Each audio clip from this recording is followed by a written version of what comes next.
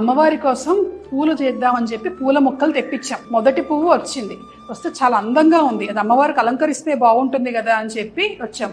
మధ్యాహ్నం 3 అయింది. సాధారణంగా 4:30, 5ంటికి తలుపులు తెరుస్తాం, అమ్మవారి విశ్రాంతి తీసుకునే సమయం కదా అని చెప్పి. సరే కడియ తీశారు, తలుపులు తోస్తుంటే ఓపెన్ అవ్వట్లే, రావట్లేదు లోపలికి. తలుపులు కొడుతున్నాను నేను, అమ్మ ఒకసారి వస్తానమ్మా, మన వాళ్ళందరూ చూస్తున్నారు.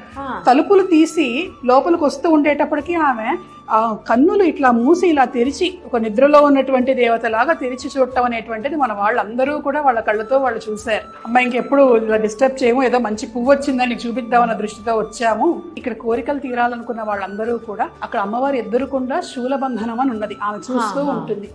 ముడుపు తీసుకొని అమ్మవారి చుట్టూ ప్రదక్షిణలు చేసి ఆ ముడుపు ఆ శూలబంధనానికి కట్టి వెళ్ళిపోతారు. ఆ దేవి చూస్తూ ఉండటం వల్ల ధర్మబద్ధమైనటువంటి కోరికలు అన్నీ తీరుస్తుంది దేవత.